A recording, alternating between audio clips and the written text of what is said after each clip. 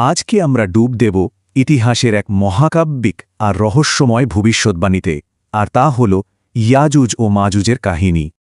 ভাবুন তো একবার, লোহা আর গলানো তামার এক দেয়াল, যা আটকে রেখেছে এক বিশাল জাতিকে। এটা কিন্তু কোনো সায়েন্স ফিকশন মুভির গল্প না, বরং ইসলামী ঐতিহ্যের একটা গুরুত্বপূর্ণ অধ্যায়, যার কথা কোরআন এবং হাদিসে বিস্তারিতভাবে বলা হয়েছে। তো কারা এই ইয়াজুজ আর মাজুজ?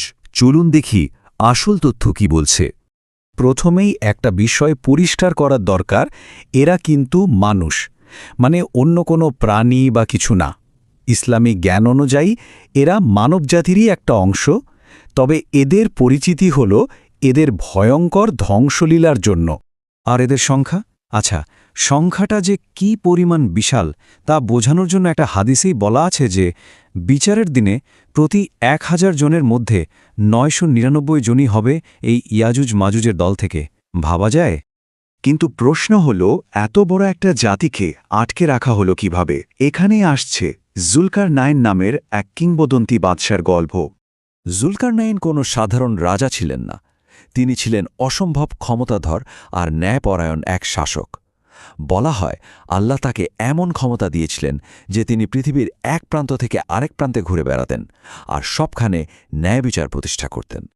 তো এরকমই এক যাত্রায় তিনি এমন এক জায়গায় পৌঁছান যেখানে মানুষজন ইয়াজুজ আর মাজুজের অত্যাচারে একেবারে অতিষ্ঠ হয়ে উঠেছিল। তারা তার কাছে বুকওয়ালি কাকুতি মিনতি করে যেন তিনি তাদের বাঁচানোর জন্য একটা ব্যবস্থা করেন। কিন্তু জুলকারনাইন কোনো টাকা পয়সা নিতে রাজি হলেন না। তিনি বললেন, আমার রবের পুরস্কারই আমার জন্য যথেষ্ট। এরপর তিনি সবাইকে সাথে নিয়ে কাজে লেগে পড়লেন। প্রথমে পাহাড়ের মাঝখানের ফাঁকা জায়গাটা লোহার বিশাল বিশাল খণ্ড দিয়ে ভরাট করা হলো। তারপর সেটায় প্রচণ্ড আগুন দিয়ে লোহাগুলোকে একদম লাল করে ফেলা হলো, আর সব শেষে তার ওপর ঢেলে দেওয়া হলো গলানো তামা। ব্যাস, তৈরি হয়ে গেল এক দুর্ভেদ্য প্রাচীর। তবে তিনি কিন্তু সাথে সাথেই একটা কথা পরিষ্কার করে দিয়েছিলেন। বলেছিলেন, এই দেয়ালটা আমার রবের একটা রহমত, কিন্তু যখন তার ওয়াদা পূরণের সময় আসবে তখন তিনি এটাকে ধুলোয় মিশিয়ে দেবেন। আর আমার রবের ওয়াদা তো সবসময় সত্যি। এতেই কিন্তু সবচেয়ে বড় প্রশ্নটা চলে আসে, যেটা মানুষ যুগ যুগ ধরে করে আসছে। এত বিশাল একটা প্রাচীর, তাহলে সেটা আজ কোথায়? এই দেয়ালটা খুঁজে বের করার চেষ্টা কিন্তু ইতিহাসে কম হয়নি, আর তা নিয়ে বেশ কিছু ধারণাও চালু আছে। কেউ বলেন এটা ককেশাস পর্বতমালার কোথাও আছে, কেউ আবার বলেন মধ্য এশিয়ায়। এমনও ধারণা আছে যে এটা হয়তো সাইবেরিয়ার বরফের নিচে চাপা পড়ে আছে। কিন্তু সত্যি বলতে কোনোটারই কোনো শক্ত প্রমাণ নেই। আসলে মূল ধর্মতাত্ত্বিক ব্যাখ্যাটা হলো এর অবস্থানটা গায়েবের অংশ, মানে এটা আমাদের থেকে আড়াল করে রাখা হয়েছে। কোনো স্যাটেলাইট বা আধুনিক প্রযুক্তি দিয়েও এটাকে খুঁজে পাওয়া যাবে না, কারণ এটাই আল্লাহর ইচ্ছা।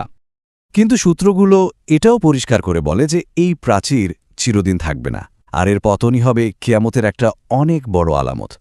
তবে তাদের বেরিয়ে আসাটা হঠাৎ করে হবে না, এর একটা নির্দিষ্ট ধারাবাহিকতা আছে। প্রথমে আসবে দাজ্জাল, তারপর ঈসা আলাইহিসসালাম আবার পৃথিবীতে আসবেন এবং দাজ্জালকে পরাজিত করবেন, আর ঠিক এর পরেই ভেঙে পড়বে সেই প্রাচীর আর বেরিয়ে আসবে ইয়াজুজ ও মাজুজের দল। মজার ব্যাপার হলো, বলা হয় যে তারা রোজ ওই দেয়ালটা কাটে, কিন্তু রাতের বেলা আল্লাহ সেটাকে আবার আগের মতো করে দেন। যেদিন তারা কাজ শেষে বলবে, ইনশাআল্লাহ কাল আমরা এটা ভেঙে ফেলব, শুধু সেদিনই দেয়ালটা ভাঙবে। অর্থাৎ পুরো ব্যাপারটা ঘটবে একমাত্র আল্লাহর অনুমতিতেই। আর তাদের বেরিয়ে আসার পর পৃথিবীতে যে বিশৃঙ্খলা শুরু হবে তা মানবজাতি এর আগে আর কখনো দেখেনি। তারা সব উঁচু জায়গা থেকে বন্যার মতো নেমে আসবে। তাদের প্রথম দলটাই নাকি বুহাইরা, তাবারিয়া বা গ্যালিলি সাগরের সব পানি পান করে শেষ করে ফেলবে। পথের মধ্যে যা পাবে, খাবার, পানি, সবকিছু তারা শেষ করে ফেলবে। মানুষ তখন ভয়ে কিল্লা বা পাহাড়ে আশ্রয় নেবে, কারণ কোনো আর্মি তাদের সামনে দাঁড়াতে পারবে না। মানে মানুষের বানানো মিসাইল, ট্যাঙ্ক, বড় বড় সেনাবাহিনী কোনো কিছুই তাদের সামনে কোনো কাজে আসবে না। অন্যদিকে ঐশ্বরিক শক্তি দেখুন, একটি মাত্র কীটি যথেষ্ট।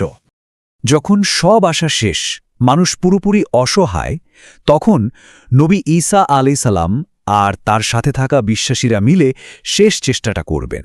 মৃত্যুর পাহাড়ে আটকে করে তিনি সবাইকে নিয়ে আল্লাহর কাছে মুক্তির জন্য দোয়া করবেন। এটা আসলে কোনো যুদ্ধ না, এটা হলো আল্লাহর কাছে পুরোপুরি আত্মসমর্পণের মুহূর্ত। আর সেই দোয়ার জবাবেই তাদের শেষটা হবে, কোনো বড় যুদ্ধ দিয়ে না, বরং আল্লাহ এক ধরনের পোকা পাঠাবেন যা তাদের সবার ঘাড়ে আক্রমণ করবে, আর এক মুহূর্তের মধ্যে পুরো বাহিনীটা একসাথে শেষ হয়ে যাবে। এরপর আল্লাহ বিশাল পাখি আর বৃষ্টি পাঠিয়ে পৃথিবীকে আবার পরিষ্কার করে দেবেন।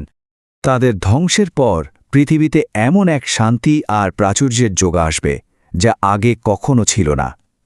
চারদিকে শুধু আল্লাহর রহমত আর বরকত। তো একটা প্রাচীন দেওয়াল আর ভবিষ্যতের এক মহাপ্রলয়ের এই গল্পটা আসলে আমাদের কি বলে? এটা কি আমাদের সময়, বিশ্বাস আর নিজেদের ক্ষমতার সীমাবদ্ধতা নিয়ে নতুন করে ভাবতে শেখায় না?